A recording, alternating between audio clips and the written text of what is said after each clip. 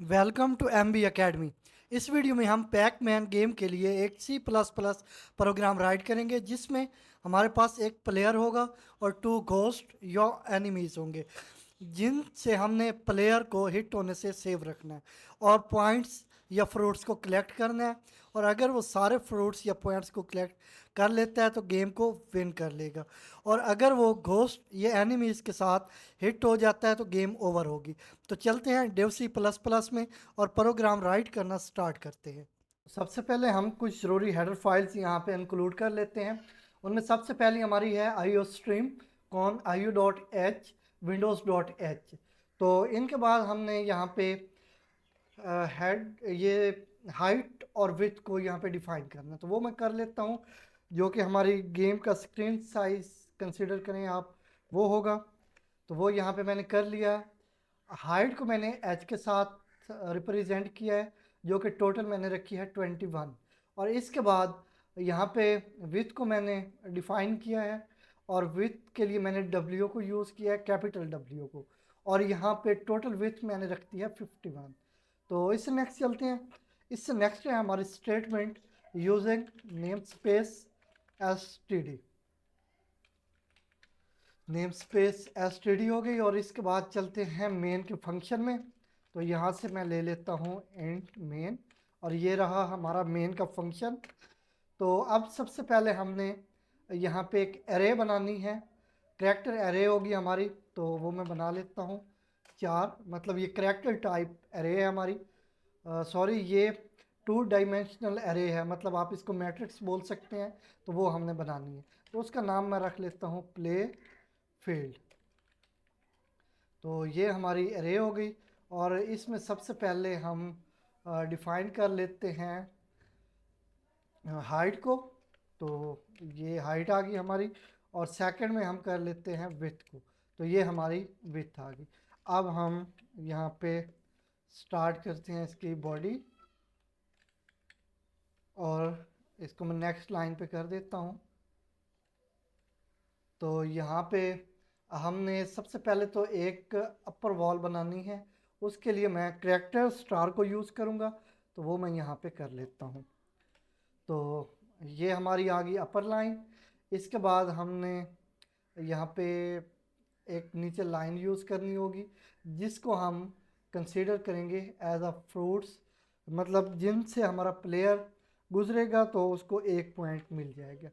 तो हम चलते हैं नेक्स्ट लाइन में, और यहाँ पे ये यहाँ से हम अपने प्लेयर की पोजीशन सेट करेंगे, और यहाँ से हम एनिमी की पोजीशन सेट करेंगे। तो मैं ये ऐसे करता हूँ कि जल्दी से सारा सेट कर लेता हूँ, और फिर साथ में इसकी जो ज़रूरी एक्सप्लेनेशन है वो भी मैं दे देता हूँ। तो ये रहा हमारा प्ले फील्ड। तो ये हमारी अपर वॉल है, ये हमारी बॉटम वॉल है, और ये जो स्टार्स यहाँ पे डिस्प्ले हो रहे हैं, ये हमारी राइट वॉल है, और ये हमारी लेफ़्ट वॉल है, ये जो स्टार्स हैं। तो यहाँ पे हम अपने प्लेयर की पोजीशन सेट करेंगे, और एक एनिमी की पोजीशन यहाँ पे सेट करेंगे, और हम 2 एनिमीज लेंगे। तो सेकंड की हम पोजीशन यहाँ पे सेट करेंगे। तो जो पहले वाला एनिमी होगा वो यहाँ से मूव करेगा इस डायरेक्शन में, और फिर नीचे की तरफ, और फिर इस साइड, और इसके बाद फिर ऊपर की तरफ। और जो ये यहाँ पे हमारा एनिमी होगा वो इस साइड मूव करेगा, फिर ऊपर की तरफ, फिर इस साइड पे, और फिर नीचे की तरफ। और यहाँ पे हमारा प्लेयर होगा, उसको हमने मूव करवाना है, और उन एनिमीज से हिट होने से सेव रखना है उसको।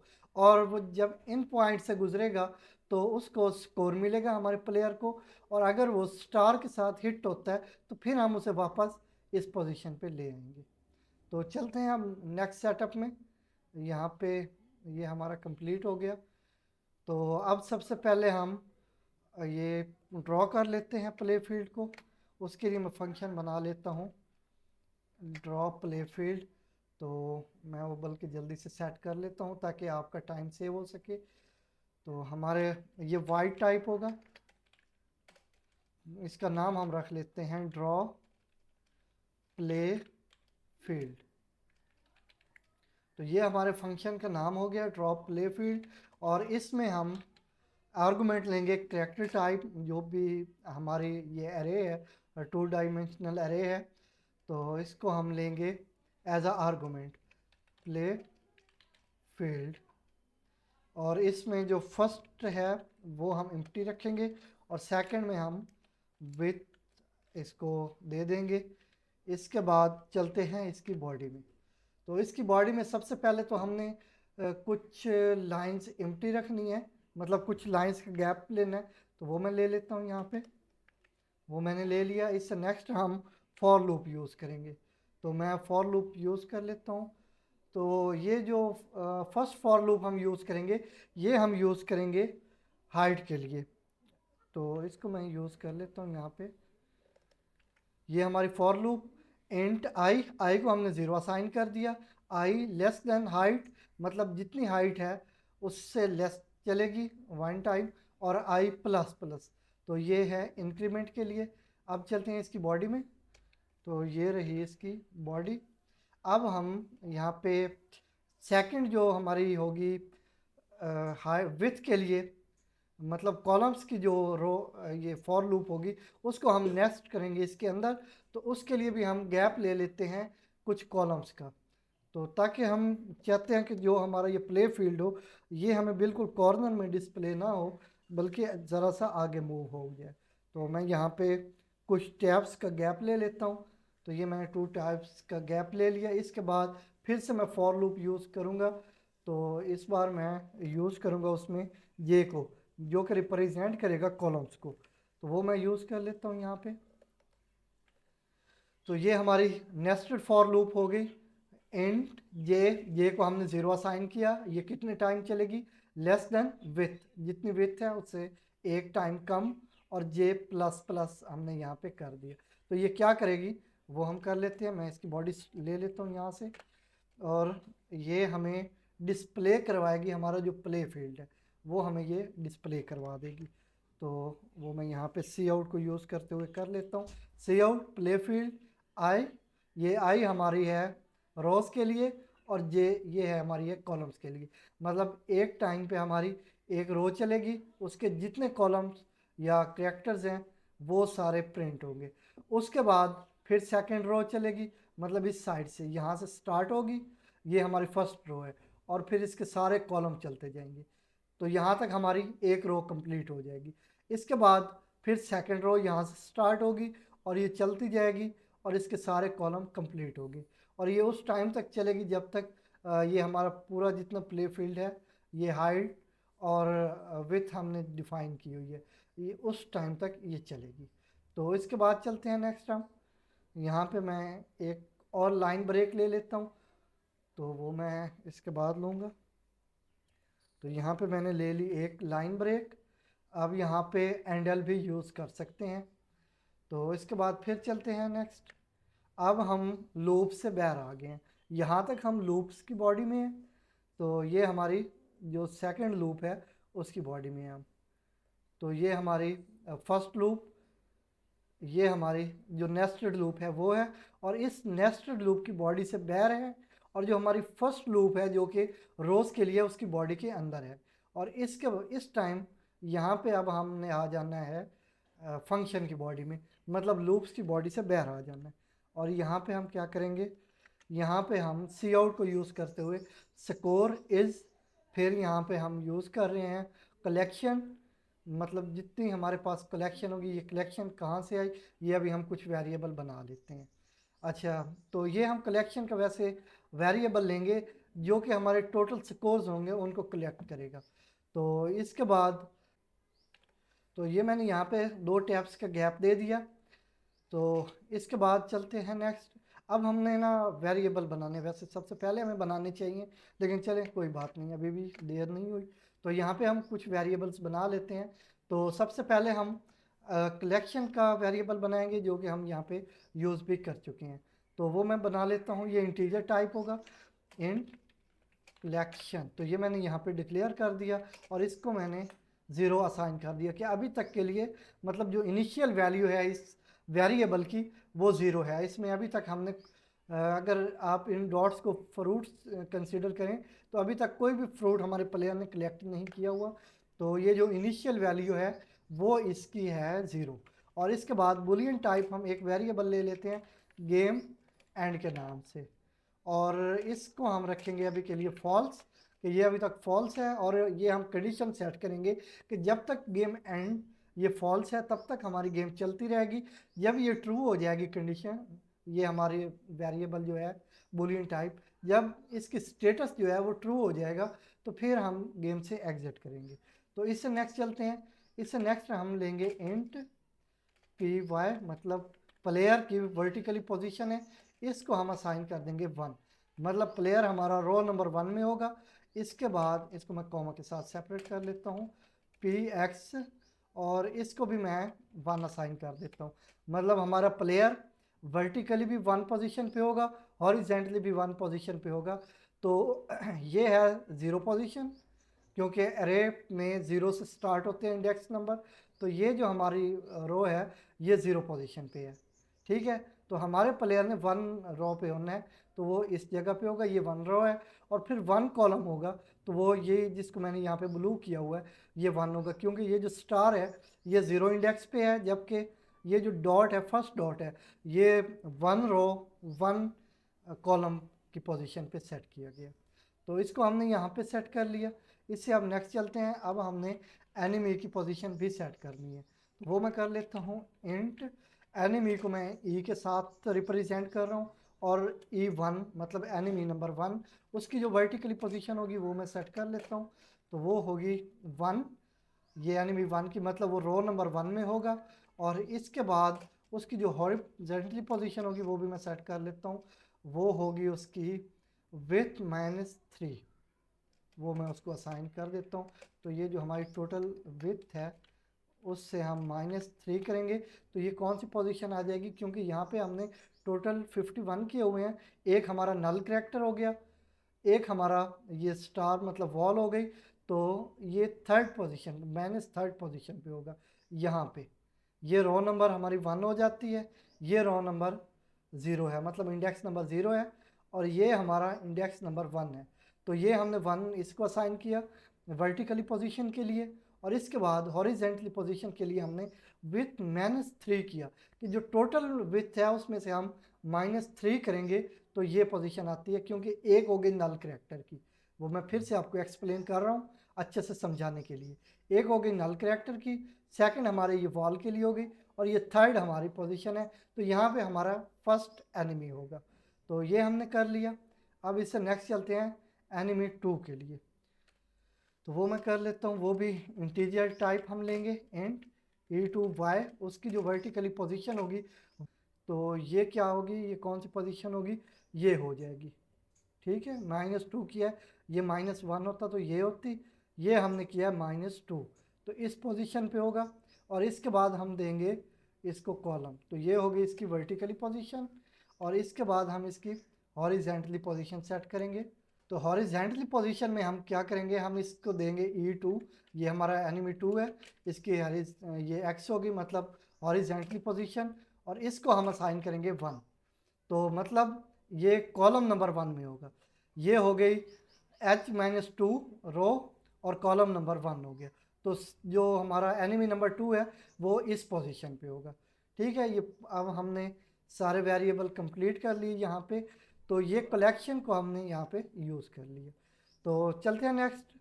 अब हम एक और लेंगे फंक्शन, यहाँ पे हमारा एक फंक्शन हमने कंप्लीट कर लिया हुआ है। अब हम सेकंड फंक्शन लेंगे, वो होगा सेटअप के लिए वॉइड सेटअप, और इसमें सेम आर्गुमेंट हम देंगे। कैरेक्टर टाइप हमारा प्ले फील्ड, और इसमें फर्स्ट को हम एम्प्टी रखेंगे, सेकंड में हम विथ देंगे, और इसके बाद इसकी बॉडी स्टार्ट कर लेते हैं। अब सबसे पहले हमने फॉर लूप यूज़ करनी है, तो वो मैं कर लेता हूँ फॉर लूप। तो यहाँ से हम फॉर लूप यूज़ करेंगे, ये हमारी होगी विथ के लिए, सॉरी ये फर्स्ट हमारी हाइट के लिए, यहाँ पे मैंने एच को यूज़ किया हुआ है, ये हमारी हाइट के लिए है। और इसमें हम नेक्स्ट करेंगे जो हमारी सेकंड विथ के लिए लूप होगी, तो वो हम इसमें कर लेते हैं।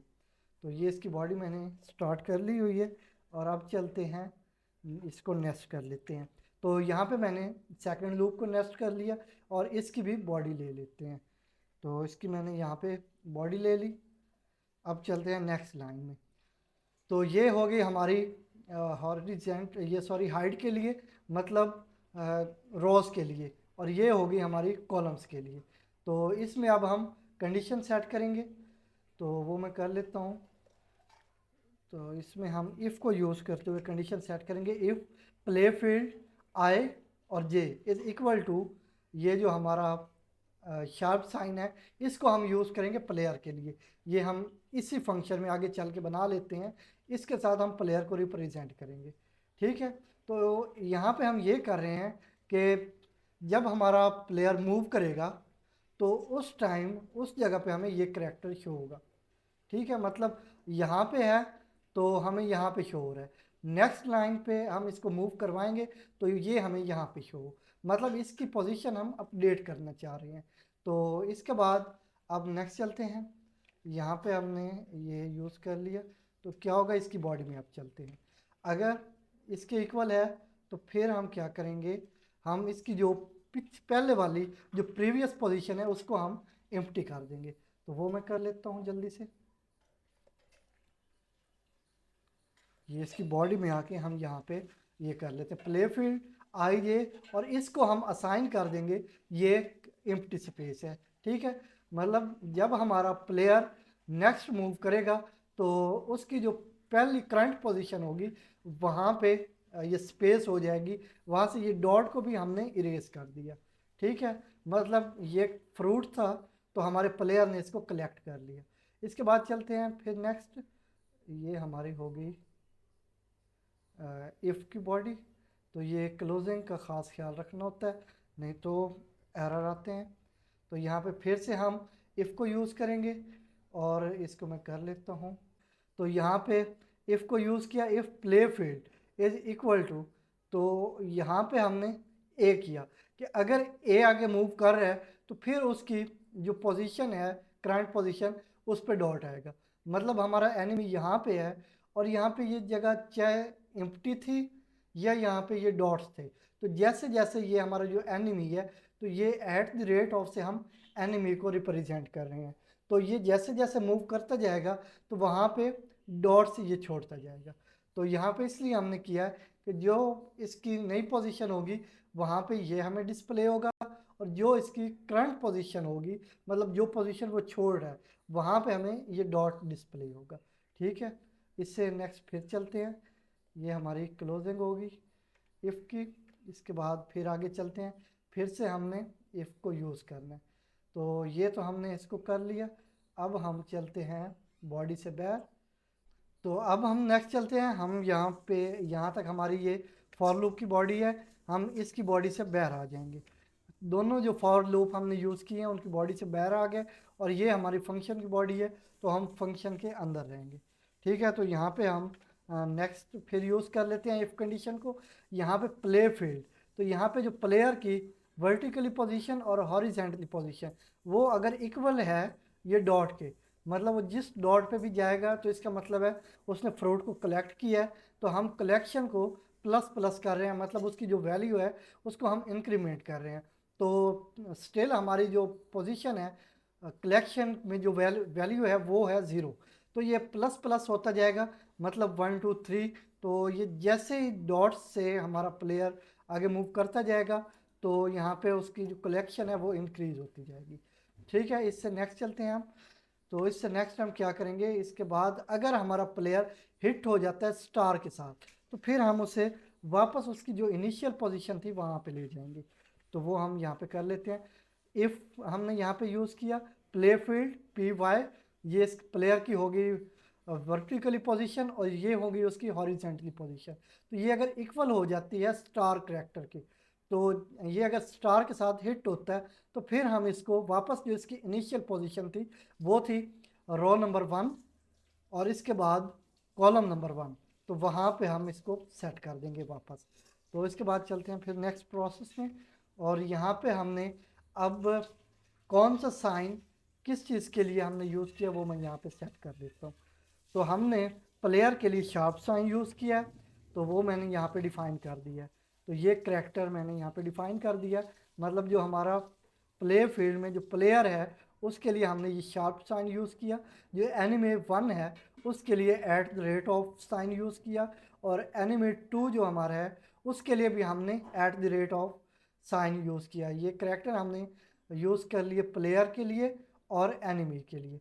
तो अब हमने ये देखना है कि अगर ये हमारा एनिमी हिट हो जाता है प्लेयर के साथ तो फिर क्या होगा, फिर हमने गेम को ओवर करना है। तो हमने पहले गेम एंड को हमने फॉल्स रखा हुआ है, फिर वो हम ट्रू कर देंगे जब वो हिट होगा प्लेयर के साथ। तो यहाँ पे मैंने इफ़ कंडीशन को यूज़ कर लिया, इफ़ प्ले फील्ड, और इसमें जो हमारा प्लेयर की वर्टिकली और हॉरिजेंटली पोजीशन है वो अगर इक्वल हो जाती है @ करैक्टर के साथ, तो फिर हम क्या करेंगे, जो गेम एंड का हमने बूलियन टाइप वेरिएबल लिया था और उसको फॉल्स रखा था उसे हम ट्रू कर देंगे। तो ये जब ट्रू होगा तो आगे मेन में जाके इसके लिए हमने कंडीशन सेट की होगी कि जब तक हमारे ये गेम एंड की वैल्यू स्टेटस ट्रू नहीं होता तब तक गेम चलती रहेगी। तो ये जैसे ही ट्रू होगा तो गेम से एग्ज़िट कर जाएंगे। तो ये हमारा सेटअप का फंक्शन जो कि बहुत इंपॉर्टेंट फंक्शन था ये कंप्लीट हो चुका। इसके बाद हमने रिज़ल्ट डिस्प्ले करवाना है, तो उसके लिए मैं यहाँ पे रिज़ल्ट के नाम से एक फ़ंक्शन बना लेता हूँ। ये हमारे रिज़ल्ट के नाम से फंक्शन हो गया, ये वॉइड टाइप है, तो इसमें हमने कोई भी आर्गूमेंट नहीं देना। तो इसके बाद चलते हैं, हमने यहाँ पे सिस्टम क्लियर स्क्रीन का मेथड यूज़ कर लेना है। तो ये सिस्टम क्लियर स्क्रीन का मेथड हमने यूज़ कर लिया, ये एक बिल्ट इन मेथड है। तो इसके बाद हमने यहाँ पे कंडीशन सेट कर दी, इफ़ कलेक्शन मतलब कितनी कलेक्शन हमारे पास हो जाएगी तो हम गेम को वैन करेंगे। तो ये टोटल करैक्टर हमारे पास बनते हैं 672। तो मैं यहाँ पे कर लेता हूँ 670 कर लेता हूँ, चलें 670। अगर हमारी कलेक्शन इसके इक्वल हो जाती है तो फिर हमारा प्लेयर जो है वो गेम को विन कर जाएगा। तो उसके लिए हम यहाँ पे सेट कर लेते हैं इफ़ की बॉडी में कि पहले तो सबसे पहले हम कुछ लाइंस का गैप दे देते हैं, तो वो मैं दे के उसके बाद फिर सी आउट को यूज़ करते हुए डिस्प्ले करवा दूँगा। तो ये हमारे कुछ लाइंस का मैंने गैप ले लिया ताकि ये बिल्कुल कॉर्नर में हमें डिस्प्ले ना हो। इसके बाद मैंने यहाँ पे कुछ टैब्स का भी गैप लिया है। इसके बाद यहाँ पे हमने डिस्प्ले करा लिया है कंग्रेचुलेशंस, और इसके बाद हमने यहाँ पे फिर लाइन ब्रेक की है। तो इस करैक्टर के साथ \n के साथ हम लाइन ब्रेक कर रहे हैं, आप चाहें तो एंडल यूज़ कर सकते हैं। तो इसके बाद हमने फिर से कुछ कॉलम्स का गैप लिया, और इसके बाद हमने यहाँ पे डिस्प्ले करवाया यू वन द गेम, और इसी तरह फिर हमने लाइन ब्रेक की और नेक्स्ट लाइन पे आके कुछ कॉलम्स का गैप दिया और वहाँ पे हमने स्ट्रिंग डिस्प्ले करवा दी यूर टोटल स्कोर इज, और यहाँ पे हमने कलेक्शन का वेरिएबल डिस्प्ले करवा दिया, उसमें जितनी कलेक्शन थी जितनी वैल्यूज़ थी वो यहाँ पे डिस्प्ले हो जाएंगी, जो कि हमारे प्लेयर के टोटल स्कोर हो जाएंगे जब वो गेम को विन कर रहे हैं। और इसके बाद हम एल्स करेंगे। एल्स का मतलब ये होगा कि अगर हमारा प्लेयर वो @साइन के साथ हिट हो जाता है तो फिर उस कंडीशन में हम क्या करेंगे, हम वहाँ पे डिस्प्ले करवाएंगे कि यू लॉस्ट, और इसके साथ ही उस टाइम तक जितने भी प्लेयर के स्कोर होंगे वो हम डिस्प्ले करवा देंगे। तो वो मैं यहाँ पे कर लेता हूँ। तो ये हमने कुछ लाइंस का उसी तरह गैप ले लिया, और इसके बाद हमने सेकंड लाइन पे आए, सॉरी कुछ लाइंस के बाद हमने ये तकरीबन कुछ कॉलम का हमने गैप ले लिया। उसके बाद क्योंकि हम बिल्कुल कॉर्नर में डिस्प्ले नहीं करवाना चाह रहे तो वहाँ पे हमने स्ट्रिंग डिस्प्ले करवाई यू लॉस्ट द गेम, और यहाँ पे हमने लाइन ब्रेक कर दी। फिर हम नेक्स्ट लाइन पे चले गए, तो वहाँ पे भी हमने कुछ कॉलम्स का गैप ले लिया और हमने ये स्ट्रिंग डिस्प्ले करवाई टोटल स्कोर इज़, और इसके बाद हमने यहाँ पे कलेक्शन का वेरिएबल असाइन कर दिया। तो उस टाइम पे जितने स्कोर होंगे प्लेयर के वो यहाँ पे डिस्प्ले हो जाएंगे। तो इस तरह हमने ये फंक्शन भी कंप्लीट कर लिया। अब हमने एनिमी की मूवमेंट करवानी है तो वो हम करवा लेते हैं, वाइड एनिमी मूवमेंट के नाम से हम फंक्शन बना लेते हैं। तो ये हमारा हो गया फंक्शन नेम और ये होगी इसकी बॉडी। तो यहाँ पे मैं कंडीशन सेट कर लेता हूँ सबसे पहले उसकी एक मूव के लिए, मतलब सबसे पहले हम जो एनिमी है उसको लेफ़्ट साइड मूव करवाएंगे। तो वो मैं यहाँ पे करवा लेता हूँ। उसके लिए इफ़ कंडीशन यूज़ करूँगा, इफ़ ये जो हमारी एनिमी 1 है उसकी जो वर्टिकली पोजीशन है वो अगर इक्वल टू 1 है, एंड जो उसकी हॉरिजेंटली पोजीशन है वो अगर है ग्रेटर देन 1, तो यहाँ पे हमारी, मैं आपको यहाँ नीचे से भी एक्सप्लेन कर देता हूँ, ये हमारी 1 पोजीशन है। इससे बड़ी पोजीशन अगर यहाँ पे किसी भी जगह पे है तो हमारा जो ये एनिमी होगा ये लेफ्ट साइड मूव करता जाएगा, ठीक है। और इसको हमने यहाँ पे सेट किया हुआ है, तो हम ये कह रहे हैं कि अगर इसकी जो पोजीशन है वर्टिकली पोजीशन वो 1 है, मतलब रो नंबर 1 है, तो ये रो नंबर 1 है। और इसके बाद हमने कहा कि अगर उसकी जो हॉरिजेंटली पोजीशन है वो अगर ग्रेटर देन 1 है, मतलब कॉलम नंबर 1 से बड़ी है, तो फिर हम उसे लेफ़्ट साइड मूव करवाएंगे।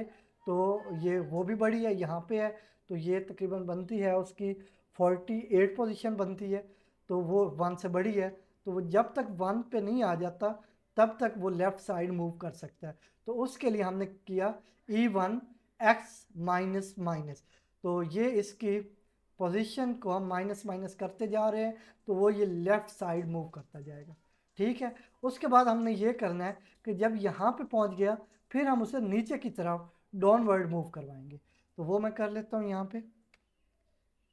तो डाउनवर्ड मूव करने के लिए हम ये जो E1 की वर्टिकली पोजीशन है इसको इंक्रीमेंट करेंगे, तो वो मैं कर लेता हूँ। उसके लिए हम एल्स इफ़ को यूज़ करेंगे, तो वो मैं यहाँ पे कर लेता हूँ एल्स इफ़। अब यहाँ पे हमने कहा कि अगर उसकी जो पोजीशन है ये हॉरिजेंटली 1 हो जाती है, मतलब यहाँ पे आ जाता है, ठीक है, और जो उसकी वर्टिकली पोजीशन है वो अगर लेस देन 10 है, तो ये जो लाइन हमने ली हुई है ये 10 नंबर पे है, मतलब ये रो नंबर 10 है। तो जब तक लेस देन 10 है, मतलब इस पोजीशन पे है, इस पोजीशन पे है, या इनमें से किसी भी पोजीशन पे है, इस साइड पे आ रहा है, तो तब तक ये नीचे की तरफ मूव करता जाएगा। उसके लिए हमने ये E1 इसकी वर्टिकली पोजीशन को इंक्रीमेंट कर दिया, मतलब ये जब तक इस लाइन तक नहीं पहुंच जाता तब तक वो नीचे की तरफ मूव करता जाएगा। और इसके बाद हमने इसको राइट साइड मूव करवाना है, तो उसके लिए भी हम सेम यूज़ करेंगे एल्स इफ़ को, और मैं वो कर लेता हूँ जल्दी से। तो अब हमने इसको राइट साइड मूव करवाना है, तो वो मैं करवाता हूँ। सेम ही प्रोसेस है उसके लिए एल्स इफ़। तो अब हमने ये किया, अब हमने यहाँ पे इफ़ जो इसकी वर्टिकली पोजीशन है वो इक्वल टू 10 है, मतलब वो रो नंबर 10 पे पहुँच चुका है इस रो पे। उसके बाद हम कह रहे हैं कि अगर जो उसकी पोजीशन है कॉलम्स में हॉरिजेंटली पोजीशन वो अगर लेस देन ये टोटल विथ -2, मतलब ये आती है 48 आती है, तो यहाँ तक इससे कम है, इससे पीछे किसी भी जगह है, तो हम उसे ये राइट साइड मूव करवाएंगे। उसके लिए हमने यहाँ पे किया E1 x प्लस प्लस, तो ये हमने उसकी हॉरिजेंटली पोजीशन को इंक्रीमेंट कर दिया, ठीक है। तो यहाँ तक आ गया। अब जब यहाँ पे हमारा एनिमी पहुँचेगा तो हमने फिर उसे ऊपर की तरफ मूव करवा देना, तो वो हम कर लेते हैं। उसके लिए भी सेम हम एल्स इफ़ यूज़ करेंगे, और इसमें हमने बाय माइनस माइनस करना है, तो वो मैं यहाँ पे कर लेता हूँ। तो एल्स इफ़, अब इसकी जो पोजीशन है हॉरिजेंटली पोजीशन वो है विथ -3, मतलब अगर वो यहाँ पे आ चुका है तो उसके बाद उसकी जो वर्टिकली पोजीशन है वो अगर है ग्रेटर देन 1, मतलब ये 1 पोजीशन है तो इससे बड़ी है, ये नीचे की तरफ जितनी वैल्यूज़ हैं वो 1 से बड़ी हैं, ये 2 है, ये 3 है, ये 4 है, 1 से बड़ी है। तो जब तक हमारा ये एनिमी नंबर 1 ये 1 पोजीशन तक नहीं आ जाता तब तक ये ऊपर की तरफ मूव करता जाएगा। उसके लिए हमने यहाँ पे ये y माइनस माइनस को यूज़ किया हुआ है, ठीक है। ये y माइनस माइनस का मतलब है कि ये अपवर्ड हम मूव करवा रहे हैं। तो इसी तरह हम जो हमारा सेकंड एनिमी है उसको यहाँ से स्टार्ट करवाएंगे और इस डायरेक्शन में मूव करवाएंगे। जब तक यहाँ पे नहीं पहुँचता वो राइट साइड मूव करता जाएगा, फिर हम उसे अपवर्ड मूव करवाएंगे, उसके बाद हम उसे लेफ़्ट साइड मूव करवाएंगे, फिर हम डाउनवर्ड मूव करवाएंगे, तो वो इस साइड पे इस स्क्वायर में मूव करता रहेगा। तो मैं इसी तरह जल्दी से जो हमारा ये सेकंड एनिमी है उसकी पोजीशन भी सेट कर लेता हूँ ताकि आपका टाइम सेव हो सके। तो यहाँ पे हमारा एनिमी 1 की पोजीशन है। इसके बाद इफ़ को यूज़ करते हुए हमने सेम प्रोसेस को यूज़ करते हुए यहाँ पे एनिमी 2 की जो टोटल मूवमेंट है वो सेट कर ली। अब यहाँ पे हमारा ये फंक्शन भी कंप्लीट हो चुका। अब चलते हैं नेक्स्ट फंक्शन में। तो नेक्स्ट फंक्शन में हमने क्या करना है, हम अपने प्लेयर को मूव करवाएंगे। तो इस फंक्शन का नेम हम रखेंगे प्लेयर मूव, और इसकी टाइप जो है वो भी वॉइड टाइप होगी, मतलब ये कोई फंक्शन हमें रिटर्न नहीं करेगा। तो इसमें सबसे पहले हम ले लेते हैं एक करेक्टर टाइप वेरिएबल ch के नाम से, और इसके बाद हम मेथड यूज़ करेंगे इसमें इफ़ kb hit। तो ये kb hit built in method है एक, जो कि कीबोर्ड इनपुट चेक करता है। तो ये कहाँ से आता है, जो हमने कौन io.h की लाइब्रेरी इंक्लूड की है, ये मेथड या फंक्शन हमें उसमें से मिलता है।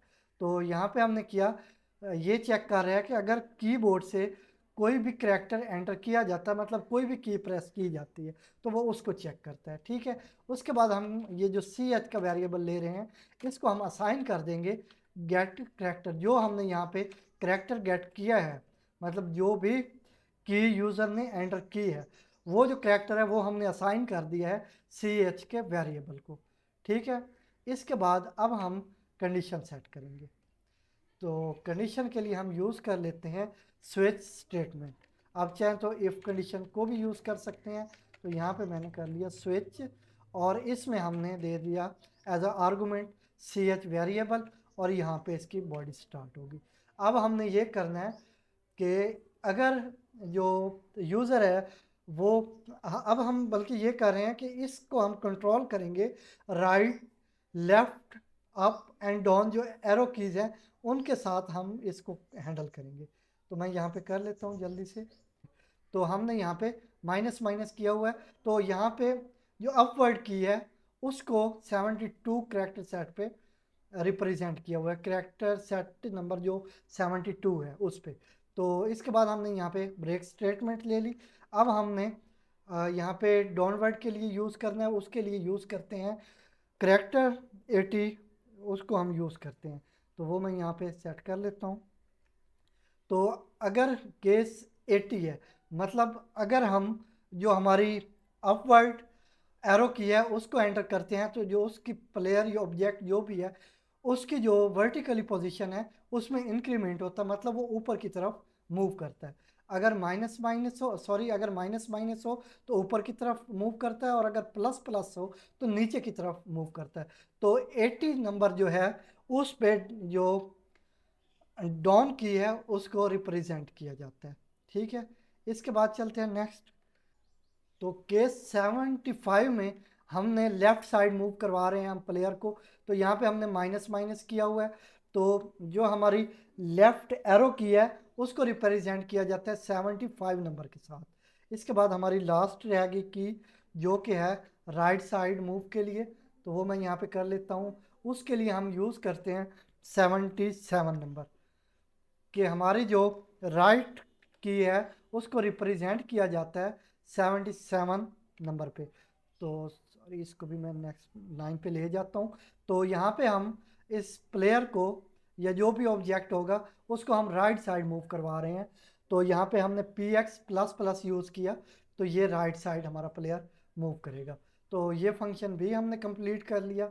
अब हमारे सारे फंक्शन यहाँ पे कंप्लीट हो गए। तो वापस चलते हैं मेन की बॉडी में। तो मेन की बॉडी में जाके अब सबसे पहले हम यहाँ पे वाइल लूप को यूज़ करेंगे। While not game, sorry, game and. तो मतलब जब तक हमारी जो गेम एंड की स्टेटस है वो ट्रू नहीं होती, तब तक ये लूप चलती रहेगी। तो इसमें हमने सिस्टम क्लियर स्क्रीन को यूज़ किया ताकि जो प्रीवियस आउटपुट हो वो हाइड हो जाए।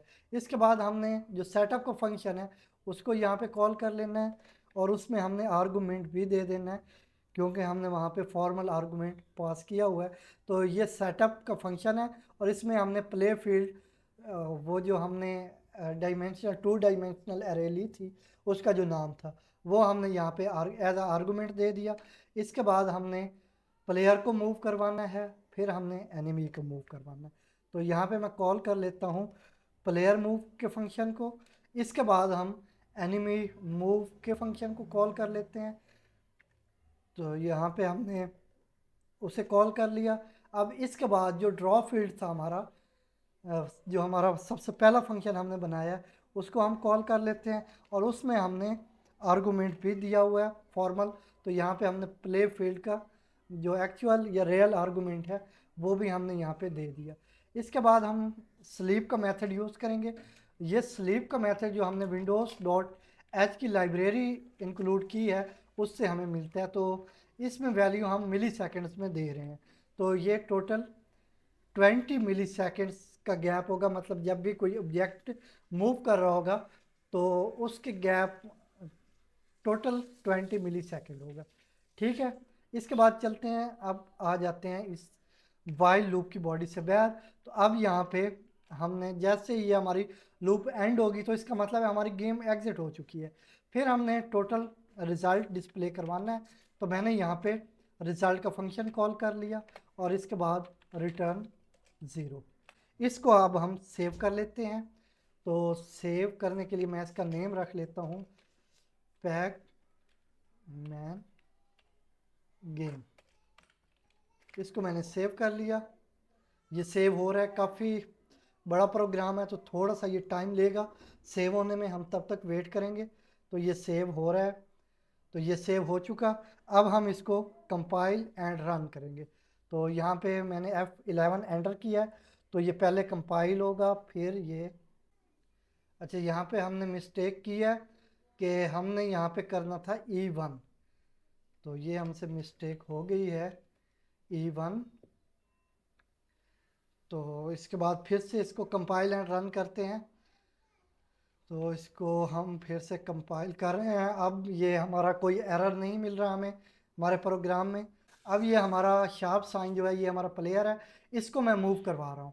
तो जैसे ही डॉट से गुजर रहा है पीछे जो डॉट्स हैं वो एम्प्टी, वहाँ पे ये एम्प्टी स्पेस छोड़ता जा रहा है। तो इसके साथ ही यहाँ पे इसके स्कोर कलेक्ट होते जा रहे हैं। तो यहाँ नीचे हम पहुँच चुके हैं 15 तक। तो ये जैसे ही मैं इसको मूव करवा रहा हूँ तो यहाँ पे अब हम स्टार के साथ हिट हुए तो ये पहले वाली इनिशियल पोजीशन पे पहुंच चुका है। तो अब हम चाहते हैं कि हम अपने प्लेयर को हिट करवा लें ताकि गेम को ओवर करेंगे, हम ज़्यादा देर तक गेम नहीं खेलना चाहते। तो ये हम एनिमी के साथ हिट करेंगे तो गेम से एग्जिट हो जाएंगे। तो यहाँ पे हमें डिस्प्ले हो चुकी है ये string you lost a game, your total score is 35। तो ये पूरी गेम विन भी हम कर सकते हैं, लेकिन उसके लिए बहुत सा टाइम चाहिए होगा, तो हम इतना टाइम आपका नहीं ले सकते। तो इस तरह से हमने C++ को यूज़ करते हुए पैक मैन गेम के लिए एक प्रोग्राम राइट किया है, जिसकी आई होप आपको अच्छे से अंडरस्टैंडिंग हुई होगी और ये आपके लिए काफ़ी इंटरेस्टिंग होगी और यूज़फुल होगी। अगर वीडियो अच्छी लगी हो तो लाइक करें, शेयर करें और हमारे यूट्यूब चैनल MB Academy को सब्सक्राइब करें।